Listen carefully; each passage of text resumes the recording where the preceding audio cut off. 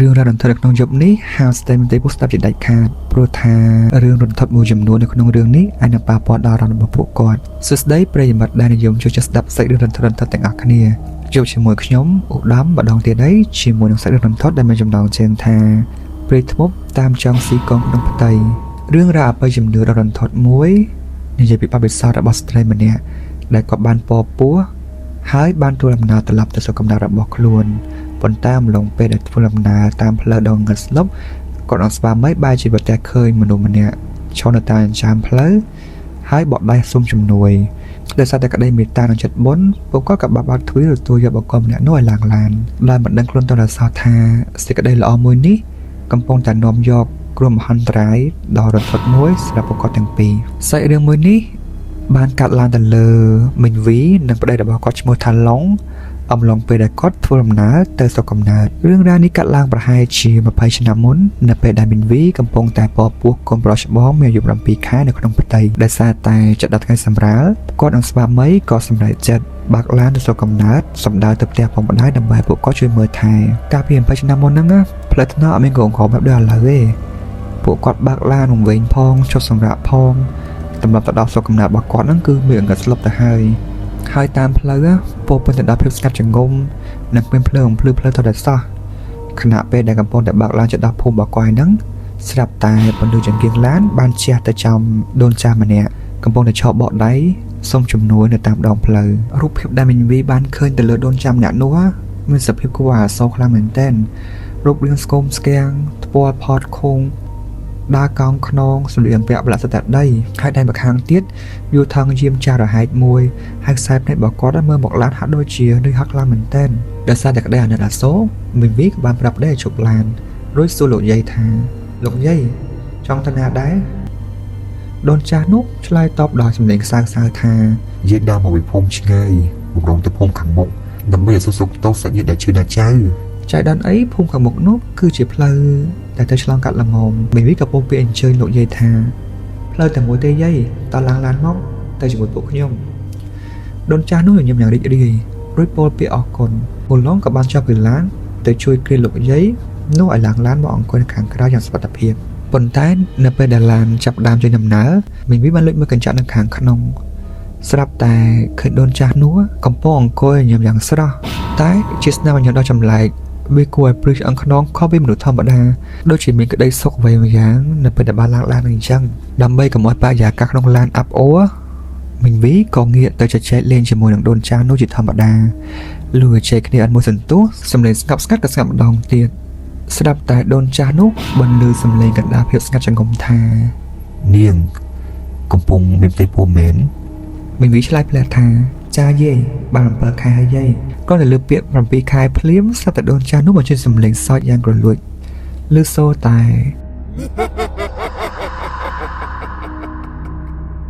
សម្លេងនោះធ្វើឲ្យមីងវីនិងពូឡុងព្រឺក្បាលខ្ញាក់ងាកមើលមកគ្នាយ៉ាងលឿនពូឡុងសួរយ៉ាងសង្ស័យ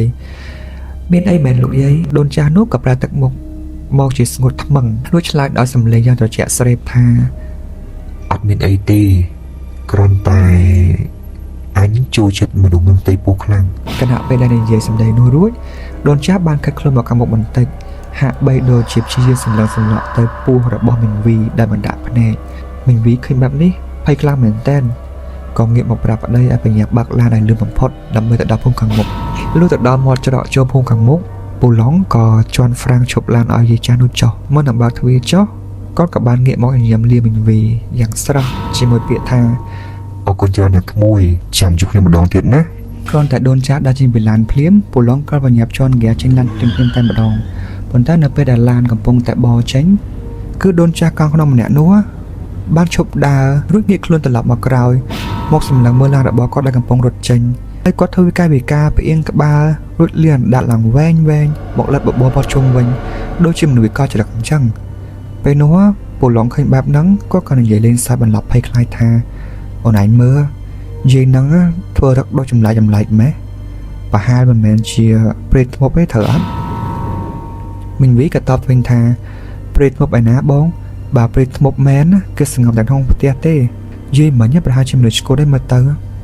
រួចពួកគាត់ក៏ធ្វើដំណើរទៅដល់ផ្ទះពុកម្ដាយរបស់គាត់ទាំងយប់ងឹត ក្រោយពីញ៉ាំបាយល្ងាចរួចគ្រប់គ្នាក៏បំបែកគ្នាទៅសម្រាក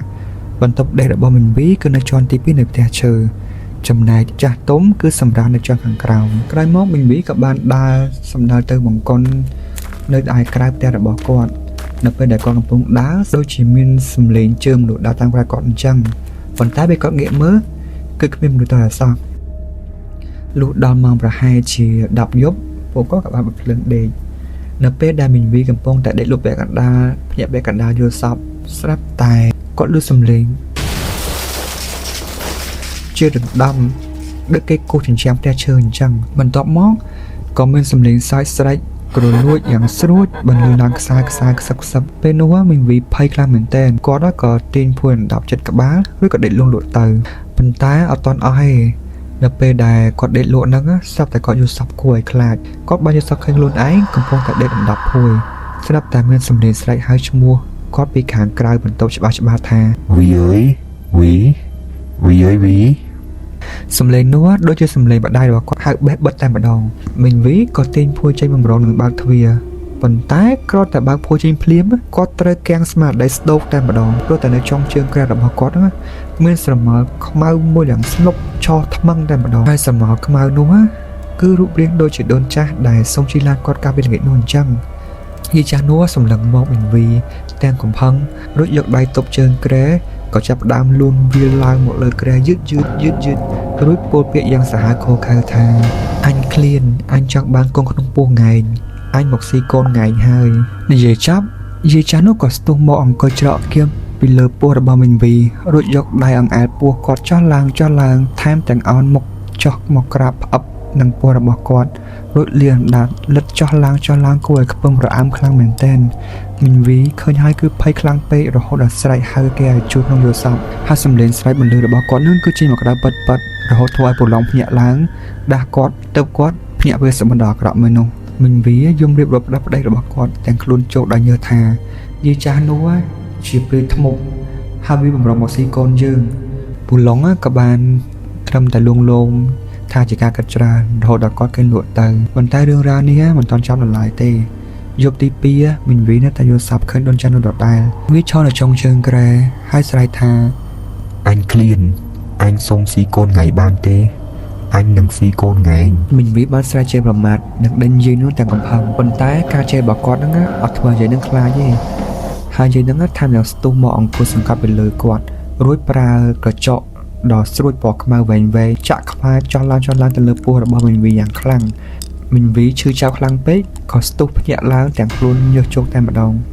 ប៉ុន្តែលើកនេះមិនមែនជាការយល់សប្តិធម្មតាឡើយព្រោះគាត់មានអារម្មណ៍ថាផ្សារក្រហាយនៅលើពោះខ្លាំងមែនទែនគាត់ក៏ទាញប៉លមកឆ្លងមើលពោះរបស់គាត់ខ្លួនឯងស្រាប់តែនៅលើផ្ទៃពោះធំ7ខារបស់គាត់ហ្នឹងមានស្នាមកញ្ចក់ចាក់ខ្វាចឡើងក្រហមជាឆ្នោតនិងមានស្នាមជាំខ្មៅជាដុំយ៉ាងច្បាស់កន្លែងតែម្ដងខណៈពេលដែលគាត់កំពុងតែភ័យស្លន់ស្លោស្រាប់តែពេលនោះមានសំឡេងវងឆ្កែណាថាព្រួយយ៉ាងត្រហឹងគួរឲ្យស្ទាវឆ្អឹងខ្នងនៅជាមួយផ្ទះរបស់គាត់មីងវីភ័យរហូតបាត់បង់ស្មារតីគាត់ក៏អង្គុយក្តាប់ខ្សែកព្រះរួចក៏សូត្រធម៌ចេញពីចិត្តពីថ្លើមរបស់គាត់សូត្របានប្រហែលជា10នាទីស្រាប់តែមានសំឡេងក្ដុំក្ដាំងយ៉ាងខ្លាំងនៅជុំវិញជញ្ជាំងផ្ទះឈើរបស់គាត់ឮសូរតែដូចជាមានដៃមនុស្សជាច្រើនកំពុងតែរត់ផ្ទះជញ្ជាំងផ្ទះហើយថែមទាំងមានសំឡេងសើចក្អាកយ៉ាងក្រលួចនៅចាំបង្អួចក្បែរក្រែរបស់គាត់ខណៈនោះមីងវីព្យាយាមដាស់ប្តីរបស់គាត់ប៉ុន្តែប្តីរបស់គាត់ដេកលក់ដូចគេសណ្ដំអញ្ចឹងដាស់យ៉ាងណាក៏មិនភ្ញាក់ដែរគាត់មានផ្លូវជ្រើសរើសក៏បានត្រឹមតែដេកក្តាប់ខ្សែកព្រះសូត្រធម៌ទាំងទឹកភ្នែករហេមរហាមរហូតដល់ម៉ោង4ភ្លឺទៅសំឡេងទាំងអស់នោះស្ងាត់បាត់ទៅវិញចាំពេលដំណើររបស់គាត់ក្រោកដាំស្លតាមទម្លាប់ចាស់ទុំព្រឹកឡើងមីងវីបានដើរចុះមកជម្រាបរឿងរ៉ាវទាំងអស់ប្រាប់ម្ដាយបង្កើតរបស់ខ្លួនព្រមទាំងបើកពោះបង្ហាញស្នាមកញ្ចក់ចោមខ្មៅនោះឲ្យម្ដាយមើលម្ដាយឃើញភ្លាមប្រាជាទឹកមកស្លេកស្លាំងរួចលាន់មាត់ថាប៉ិនមែនហើយនេះជាសញ្ញា ព្រីថ្មបត់ប្រកាត់មែនម៉ែក៏យកសពឃើញមានមនុស្សជាយើងលប់ជប់តែយើងពីយប់ហើយដែរវាជីឡានកូនឯងមកតាំងពីថ្ងៃមកម្លេះភ្លាមនោះគ្រប់គ្នាបាននាំមីងវីទៅមន្ទីរពេទ្យពិនិត្យសុខភាពកូនក្នុងពោះជាមុនសិនលុះដឹងថាមានសុខភាពល្អទើបម្ដាយបញ្ញាប់នាំទៅជួបនឹងព្រះចៅអធិការវត្តមួយកន្លែងដែលល្បីខាងមានវិជាសិលមន្តអាគមខ្លាំងពូកែខាងបង្ក្រាបរលឹងព្រីថ្មនៅខេត្តរបស់គាត់ពេលទៅដល់មិនទាន់នឹងបាននិយាយរៀបរាប់ផងស្រាប់តែព្រះចៅអធិការមានសន្និការភ្លាមថានិយាយម្នាក់នោះគឺជាថ្មពិតមែនគាត់នៅរស់នៅក្នុងភូមិបាយនឹងវាបានធំក្លិនមនុស្សមានផ្ទៃពោះទៅវាដេញតាមលបស៊ីកងក្នុងពោះតាំងពីថ្ងៃដែលឯងឲ្យវាជិះឡើងមកម្លេះតែថាខ្ញុំមិនអាចទៅសម្លាប់ឬធ្វើឲ្យវាបានឡើយព្រោះមិនមែនជាកិច្ចរបស់ព្រះសង្ឃប៉ុន្តែខ្ញុំមានរបស់ផ្ដល់ឲ្យដើម្បីការពារខ្លួនបានមានសន្និការរួចលោកក៏បានប្រគល់ខ្សែគាថាមួយខ្សែដែលបានសូត្រមន្តអាគមយ៉ាងពូកែទៅឲ្យមីងវីដើម្បីពាក់ការពារខ្លួនហើយប្រាប់ថាកុំខ្លាចអីវាមិនអាចធ្វើបានទៀតទេហើយយប់នោះមីងវីដេកយ៉ាងស្កប់ស្កល់មិនយល់សោះអក្រក់ទៀតទេប៉ុន្តែមានដឹងអត់អ្នកដែលត្រូវជួបគ្រោះម្ដងវិញគឺពូឡុងជាប្តីរបស់មីងវីដោយសារតែពូឡុងគាត់មានអារម្មណ៍ថាខកឆ្គងនៅពេលដែលជួបប្រពន្ធគាត់មានរឿងគាត់ដេកចោលប្រពន្ធគាត់ដាស់មិនភ្ញាក់យប់នេះគាត់ក៏សម្រេចចិត្តមិនដេកបាក់ភ្នែកចាំយាមប្រពន្ធរបស់គាត់កណ្ដាលទៀតមក12យប់ពូឡុងបានលើសំឡេងឆ្កែព្រុសលូ